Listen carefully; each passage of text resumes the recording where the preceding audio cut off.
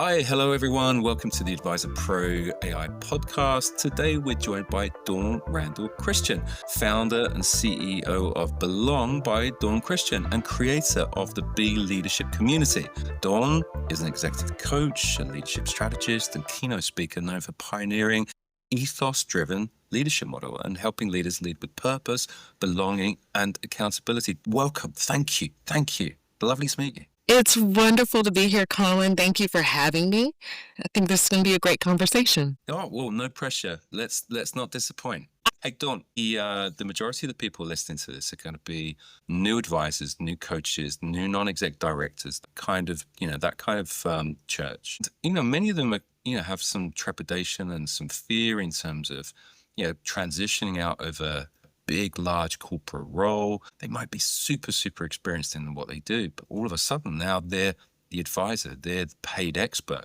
If you think back to when you started, how did that feel? Yeah, I think if you're feeling that, then you're more ready than you think you are. If you are feeling like there's something to either lose or gain, glass half full, glass half empty, whichever way you're looking at it, that is entrepreneurship. That is stepping out. That is building a business, because you eat what you kill, right? It's you, your skills, your superpowers, and the world, right? And so that feeling is what is actually going to not only help you create the initial step for doing this next thing, it's also going to be what fuels you. So that angst, hold on to it. Leverage it, use it. It's like nerves, isn't it? Yeah. We all get nervous. Right. And I guess nerves can take us this way and be almost, like petrifying and make us the fight or flight kind of thing. Right. And I was saying to someone in fact, I was mentoring a group of founders in Islamabad in Pakistan just yesterday morning.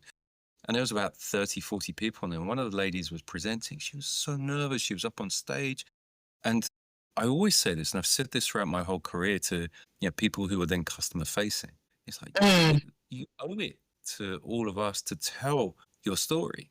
You've got a great product. We might want to buy it. How exciting. Wow. Should be nervous. But of course, that doesn't help. That doesn't really help, does it? We do get nervous. But anyway, I digress. Hey, so look, you were 20 years in corporate America? 25 before I 25. jumped out. Yep. 25 years. Yeah. Okay. And so you transitioned and you went into coaching and, the whole kind of inclusion, the belonging. Has that been an interesting journey? And certainly considering the context of, broader America now, then and now? Yeah, it's a continuation of my corporate journey, and I will package it like this. Every skill set that you bring, and in this case that I've brought to a corporate setting, came with me, right? When I stepped out and hung up my own shingle. And I cut my teeth. I developed that in that corporate space. Regardless of where you work, you're working with other humans, right? And you're developing the skill sets to be interactive, collaborative, to sharpen or shape your leadership perspective and identity.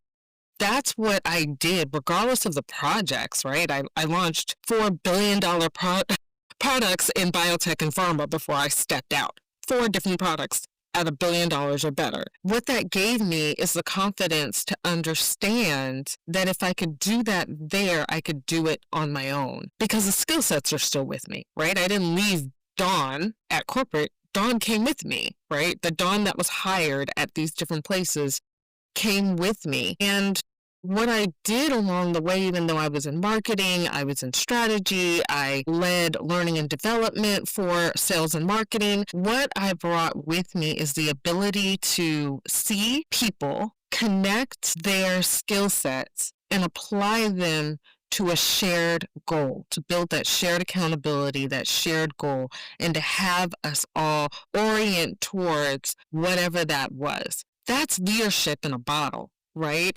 And I took that and not only those skill sets, but that the critical piece of it all was this part about humanity. humanity, as I've practiced it and as I've launched my business, is the missing leadership competency. And so what I have done is amplified how do we connect with that to bring that along with us and develop leaders not only in title but leadership at all levels. And how do we take this, and this is something that we say at Be Leadership, how do we take this and go from having teams to collaborators? There's a difference. Anyone can be on your team. Not everyone will collaborate with you. And that is what I've brought with me. So whether we call it leadership development, whether we call it inclusion, whether we call it learning and development, it all comes to a point of organizational effectiveness that is centered in healthy humans that can create healthy workspaces. And that's what I've done when I stepped out. Wonderful, wonderful. At some point then, thank you for that. That's fascinating. At some point then, the product that you were, or the product that you were used to selling and launching in big corporate America, and sounds like significant. Yeah, the transition from positioning a product to you being the product. That's an interesting navigation, isn't it? And I think that sometimes people become a bit uncomfortable with that. Maybe there's a cultural thing there in terms of some countries are better at it than others. Yeah. Some people are better at it than others. Us English are all a little bit reserved and shy and quiet, etc. And we don't like blowing our own trumpets. The Australians, they call it tall poppy syndromes.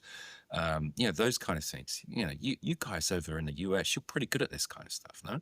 Or did you find it tough? Yeah, I think I think there are cultural levels to being centered, right? And being like the one in the spotlight. I definitely think there are layers to that. Regardless, though, I do think you have to work internally. You have to have that introspective kind of work done to say, if I put my name to this, if I'm in the head of this, then what does that mean for me? And what does that mean for my product? And at the end of the day, if you think of products that you admire or even leaders that you admire, regardless of who they are, what's one characteristic that you truly appreciate in those folks? Like if you could just choose one, anyone. And I'm putting that out there as a question. Like if you can think of a leader. I mean, over the years, I think along with many people, I've had a real experience of the worst leaders. Yeah, and it works both ways. So let's run with that. It works both ways. Let's run with that. Even the ones that you don't, but you see their leadership, right? You see their leadership. And for me, I'm a pretty strong character. I'm probably quite opinionated, I'm definitely outspoken. I'm passionate about what I do. And I think for me, I won't go into details, but there was definitely one occasion where, I felt that the whole of our organization was being compromised by one of the leaders in that business. And that leader being almost press-facing, and doing some things you think, it wasn't quite a Coldplay Kodak moment, but it wasn't far off. And for me personally, because I have these, maybe let's say Dawn failings in terms of, I'm a bit outspoken, etc. I need a very strong leader who is very inspirational to be able to get behind. Anything less than that, I'm like, I'm not feeling it. Yeah, and I think what you're getting at is, regardless of who the leader is, what you need to understand is their ethos, where their values and their character intersect. That's just really how, a basic kind of definition of what ethos is. But our framework is ethos-driven leadership.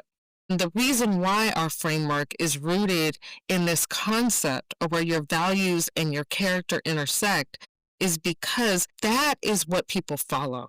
They follow what they can see, and not only what they can see, because that can be performative, what they can see, they can build trust with and create their own source of vulnerability. When you go in to a workspace, you go in with qualifications, a resume, a few interviews or what have you. But over time, what you start to develop is a reputation, and that then builds, right? Is that a person that I want to work with? Is that a person that I feel is telling me what I need to know so I could do my best here? Is this a person that I feel understands what it takes to show up, that will actually see me, Colin, right? See me and then say, I need Colin to be here, not just Colin's attributes, right? Because when we think about organizational effectiveness, when we think about where people go to work and stay and thrive, they go to places where they are connected. They go to places where they say, they really want me, Dawn Christian, there, because there's a bunch of marketers in the world. There's a bunch of people that can balance a P&L, but they want me there. So that work on your ethos, that work on understanding what your purpose, what your rooted beliefs, what inspires you, what holds you accountable. I just went through the 4 tenets of the Ethos-Driven Leadership Framework. But when you can truly answer those questions and connect the who and those attributes to the whom is doing it, the person who is doing it, and that shows up, you have a leader that you can see and believe in. There's some leaders that I don't really want to follow, but I can trust I know where they're coming. Right? Exactly. And if they've articulated their value proposition, Right. they've answered their so what to the universe, as in, so what? So you're Dawn Christian. Hey, so what? I'm Colin. What's the impact that we're going to try and drive here? What's the outcome that we're going to have if we take impact-driven leadership, and your ethos into an environment? What's the impact on, and I guess when it comes back to paying for these kind of things, what's the impact on bottom line? What's the impact on revenue? What's the impact on profitability, productivity, etc.? The impact is really, it's quite simple. It's simple and complicated at the same time. The simple piece is people stay where they feel valued. So if you lose an employee, if you lose someone off your team, that could cost you up to 230% of whatever you were paying them. That's a bottom line number, right? Yeah. If folks don't want to, there's a Harvard business case out there on belonging, and it, goes over some of these attributes, and I may get some of them slightly off, but I will say this. When folks feel a high sense of belonging, there is a reduction in unplanned days out. Every time someone's out, you're paying for them to be there. Whether you have to pay for the redundancy of somebody to come fill their slot, or pay the day off, you're paying for that. But that productivity is lost, right? When you have someone that shows up, we all went through the quiet quitting. And the kind of, what is that concept? If somebody shows up, but they're not showing up, they don't want to bring their ideas. They don't want to be innovative and inventive because they feel like, I can't. You lose out. Exactly. And so but I guess I have this, and I won't name names in my team, but I've got some brilliant brains in my team. I'm very, very lucky. A small company, we're building rapidly, but you have every single mix. You have shy, quiet, retiring kind of wallflowers who are kind of afraid to make a mistake. I'm like, no, make the mistake. Let's make the mistake. Let's just not do it twice. Make a slightly different mistake. That's fine too. And I think the people that I'm referring to there, are younger. They haven't had the opportunity to fail and fail fast. Or if they have failed, there's a binary 1 or 0. It's a right or a wrong. And it's like, there's no such thing as, not necessarily anything as such as wrong. Certainly in marketing and pushing concepts out there, there's just tests. We're just going to test some hypotheses. So so I'm trying to push that culture through my business. And I think sometimes it works, sometimes it doesn't. I think what we see is it's generational, and we've had a chat on intergenerational kind of workplaces. In across generations, feedback has changed, right? What constitutes feedback I like to use the term feed forward, right? And that's kind of what I hear you talking about as well, which is like, if you fail, fail fast, pivot from it, and move forward, right? But that grace or that permission to fail has to be climactic. It has to be part of your built into your culture. So we could talk about these things in this kind of idealistic way, but when we think about, and this is the work that we do at Be Leadership, what are the practices and policies and structures that need to be in place so that that can happen? It doesn't happen on an annual review, right? Like one time we're going to talk about all the things you did. That's not going to work.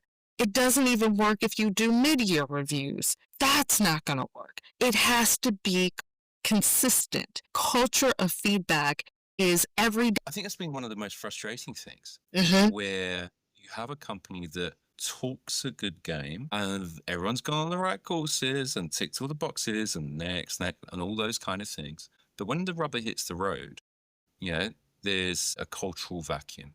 Mm-hmm. And that could be for a number of different reasons. Invariably, it comes from the top, or certainly in startups, it would come from maybe even investors or Yes. pressures that the founders have never experienced before. And so trying to navigate that either as an employee or as an advisor or as a senior leader, these are experiences that I've never been in a boardroom, the first time I was in a boardroom. I've never been in a boardroom and I had an investor shouting at me. Mm-hmm. No, I'm not used to that. I'm used to Yeah. everyone talking in fluffy terms about, what kind of coffee they're going to have. I'm Yeah. just joking. But ultimately, until we're faced with some of these situations, we don't understand what the reality is for some people, which does have a knock-on culture throughout the organization. And I do think it takes a strong leader, certainly in startup land, Yes. where you're trying to balance this, you're trying to balance that. For me, as a founder with the founder hat on at the moment, Yeah. I'm doing 1,000 things, Dawn. Yes. Literally 1,001 things now, But meanwhile, I'm trying to coach and I'm trying to be the advisor and this and that and the pressures from everywhere. So I think it does take experience and it does take a certain level-headedness to not Yeah. get drawn into a certain, drama and so on. And I definitely haven't got it right yet. I'm sure. Yeah. But I'm trying. Yeah, I think it also takes, and you kind of called out another aspect of being a founder or being a leader, is what's on your plate, right? What's on your plate? And when you are a founder and you have folks to answer to, whether that's payroll, investors, yourself, you can't discount yourself, right? Like you too, right? Your family, all of the things. I know it sounds kind of kitschy, but go back to your ethos. What are we doing? Why are we doing it? What do I really believe? What's holding me accountable? How can I push this through? But also, when you can articulate that, others understand that also and can either get on board to a portion of that or all of that.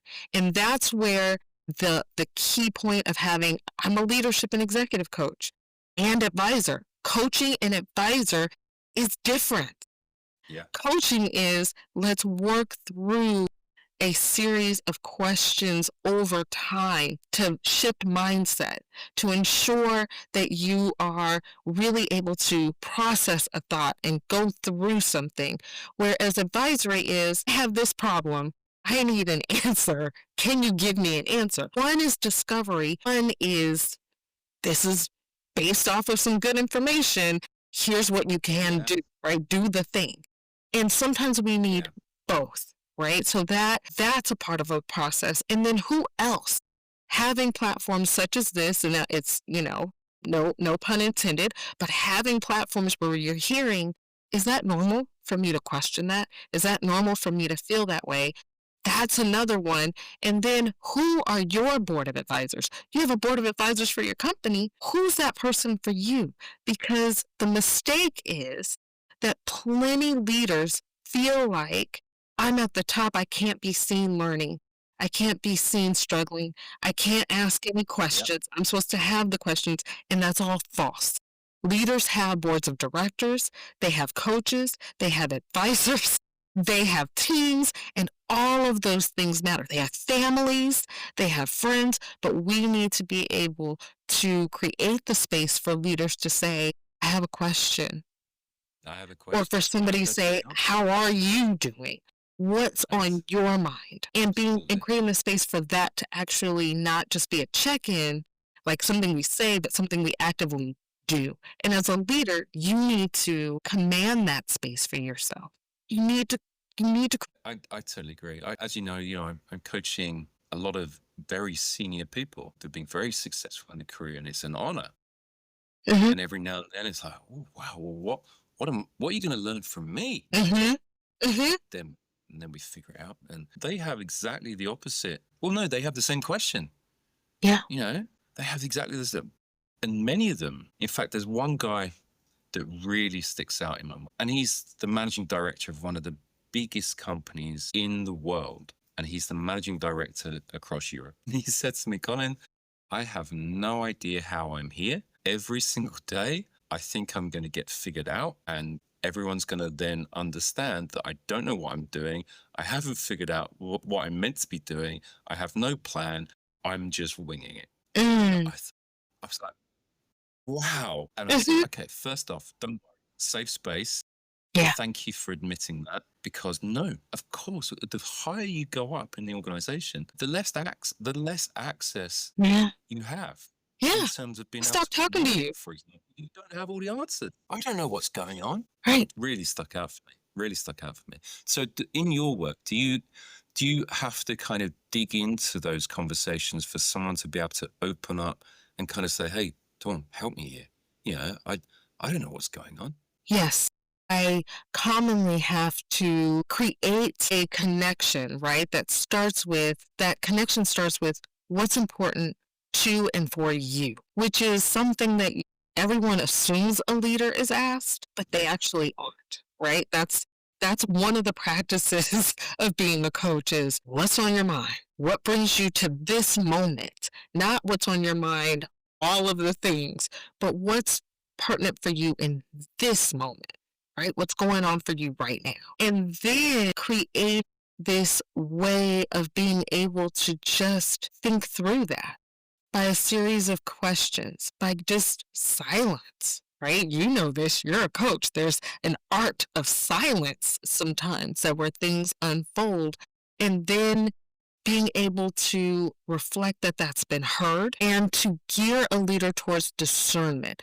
Here's what a coach does not do. A coach does not tell you what to do. A coach helps you unveil the opportunities, the trade-offs, and what exists for you. And then you can move from there. It's a delicate relationship that is not like a friendship, right? A friend may be concerned about, and not that a coach isn't concerned about how you feel, but a friend has different biases, right? They've Yeah. got a different relationship. They're coming from a different space. A coach has a covenant with focusing on what you bring to the space and helping you to come to discernment and discovery. That's not a Absolutely. practice that we're given when we start working. As you said, you have some younger folks in your organization that might not even know how to say, they may not even know how to say, I think I might have messed up, right? Or, And that's fine. and they don't expect Colin to say that though. They don't expect you to say, that's fine. And so we have to start these coaching cultures of like, are we Yeah. building managers that have some coaching skill sets? Are we creating a space to say what went well, what went wrong? The practice of a debrief, right? What worked? What didn't work? Why didn't it work? What did you need? Did I set you Well, up for well, like, success? like absolutely. Like I said, I try and walk this path, and every now and then, every now and then, I guess maybe there's a pressure release valve, and we all have to have a bit of a kumbaya meeting, like everyone come in and let's gather round. So it's tough. Hey, in Yeah. terms of just a couple more questions in terms of like corporate culture and all this, in the context of that, what would you change right now about corporate culture? Because the reason I asked that question is because I've experienced tea and biscuits culture to savage, throw everyone under the bus culture to everyone thinking, "Oh, we've got a great culture," and actually everyone hates each other, and Mhm, everything in between. mhm. What would you change? I mean, the US is a different beast, but what would you change? Yeah, I hear you on that. I think what I would change is what we're calling corporate culture is often synonymous with the idea of Me Too. I'm like that too, right? And I don't mean the Me Too movement. I'm not talking about that. I'm talking about I'm like that guy over there. I need to be like something other than myself, right? Right. And that is what permeates a corporate culture that is not real, right? It's not real. No one. You mentioned that there was that managing director that said, "I'm just winging it. I don't know what I'm doing every day." Nobody knows what they're doing until they do it. Fancy No. that.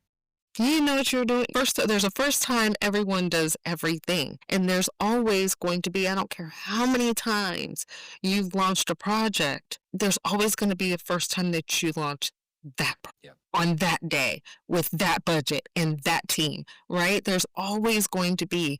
And so I think we need to stop fooling ourselves. What I think we call corporate culture is it all looks, acts, and feels like this prototype. There are so many archetypes that show up in your workspace. And we need to do more exploring around how do I lean into the introvert more? How do I leverage the one that knows, AI and understands what this thing means more? How do I connect with the one that always feels like they have to have something to say, but we need them to maybe say less and show us Do more. more? Or, and how do I kind of see and say all of that in a way that calls them in and doesn't put them in the out, doesn't other, right? And that's that trick and I know belonging has had its heyday and its off days, but that's that trick of that another missing leadership competency of what is belonging at its core. And that is finding a way to connect around a shared goal, shared accountability, and see yourself in it. Not all of it, but some of it, right? No, I love it. I love it. I think my whole life, I felt, maybe even with family as well, being tried to be put in a box. Mhm, Many of us, I think, have had that growing up. You should do this. And of mhm, course, family initially are just all about welfare, isn't it? It's looking after you. Oh, you should go to this school, go to this university. You should go and get the job now, and go and do. Even just recently, met a young man. You should do this. You should go and study economics. You should. And mhm, it's like, actually, I don't want to do that. And so for my whole life, pretty much, I've been elbows out mhm. trying to create my own box. And certainly, time at Microsoft, they gave me a big enough box. I Yeah, could bounce around kind of doing what I wanted until that all changed. yeah, And then even in other jobs, careers, the ones where I've bounced in and bounced out very, very rapidly are the ones where like, you do this, don't come with any ideas, don't do anything other than this, and it's like, yeah. no, no, no, no, no, You no, sit no, in, that yeah. You sit in, you don't be. exactly. And Colin, just something that just popped up for me, and I hope you'll be willing to run with this with me. But just even the two of us on this podcast, let's just even play with the idea of folks who come from completely different places, figuring out how to collaborate and be on a team. I'm going to ask a question and you can answer and I can answer and then you can ask me one and we'll do the same and we'll just demonstrate the fact that you can be from completely different sides of the globe, different backgrounds, and still make it work, right? So I'm going to just throw one out there. Where did you grow up? I grew up in southeast London, and yeah, in the late in mid 70s, back when England actually was properly broken and not just a bit broken as it is now. And Dawn, where did you grow up? I grew up in Southern California, several cities. I had divorced parents, so I grew up mostly in Thousand Oaks, California, and South Pasadena, California, between my two parents. I grew up mostly, I'm a late 70s baby, so mostly in the 80s, 70s, 80s. And I am from Southern California before it became so reality TV, right? There, there's a version of California that has absolutely nothing to do with a Kardashian. Hey, same with London. Same with There's a version. And so, I and mean, here, my granddad's stories of growing up in the docks in the East End. They were all starving. Meanwhile they were watching ships coming in with bananas and pineapples, and for them, not them, for the us. yes, And his stories of survival and all through wars and things like this. We don't know. We're born a door. right, right. And I mean, it's just all the things, right? What brought you, another kind of, what brought you to want to be a founder, right? What's the thing? For me, it's my whole life. I've been trying to pull things apart and put them back together again. Famously locking myself in a bathroom as a 3-year-old, because I'd managed to Hmm. dismantle the lock. Building a computer for the first time in the late 70s or whatever it is, trying to figure out some pain and Hmm. thinking, yeah, I can fix that. Yeah. That's why I'm a founder now. Yeah. How about you? And what brought me to it is a similar thing, wanting to create, I'm a sociologist first, right? So wanting to understand people, and to your big question of the culture question, really unpack and heal culture, heal it, fix it, right? To where it isn't some unattainable thing, but it is a thing that we can create day to day, all of us just showing up and being there and really working on fixing the idea that you have to be something other than who you are. So, Wonderful. similar to you, I love that. fixing, right? The engineering of things. And I think I'm engineering of what it means to share space, right? What does that mean? How do we do that? How do we create that? Dawn, we've got some crazy things right on top of us in terms of AI. Hmm. I'm spending a lot of time talking to people about human augmentation, Yes. about all the human in the loop, and our tools that we've built with Advisor Pro and others in terms of trying to make that human as fast and as effective as possible, but still being able to maintain the human element. Yeah. And, that as a story, I kind of like that story. It's kind of a nice story to Hmm. fits into the, all the kind of things it's about culturally. We have to try and show some value at some point for the future. Otherwise, we're going to become irrelevant. Yeah. What about AI? Yeah, I think AI is so it's ever evolving as even as we're speaking, something is changing, right? So there's that. And we've been dealing with that, right? Like it just hasn't been AI. Something's always evolving and changing. Yeah. AI is not a human replacement. It's just not what it is. I had the fortune of being invited to Forbes Future Work, not this last year. And this was a big part of the conversation, when we were at this event, which is what is AI and what does it mean? And AI is a tool. It is not a replacement. What it is going to allow for us to do is to look at this word called capacity and figure out what kind of capacity can AI help me do? Is it going to be one of those things that doesn't replace the entry level job, but it may replace what the entry level job does, right? Instead of spending 2 hours doing data entry, now the model does that. And this person now has capacity to then do something else. What that then has called for, and this was part of that conversation, is going back to the piece that everyone feels like they might be able to avoid, which is the humaning. Once you create this capacity, leaders, managers, and workspaces, what are we going to do with it? Now that you don't have your interns just making a million copies, now because now Right. AI can do that, what do you want them to do? And it goes back to what you were talking about, Colin, which is how do we create the space for them to be inventive? To say, I failed, but now I'm pivoting and now I want to grow. That's really what you're creating. That's the golden ticket of leveraging something like AI applied to any level. what it does is changes the capacity. We're no longer spending these hours doing these tasks, but what are we replacing it with?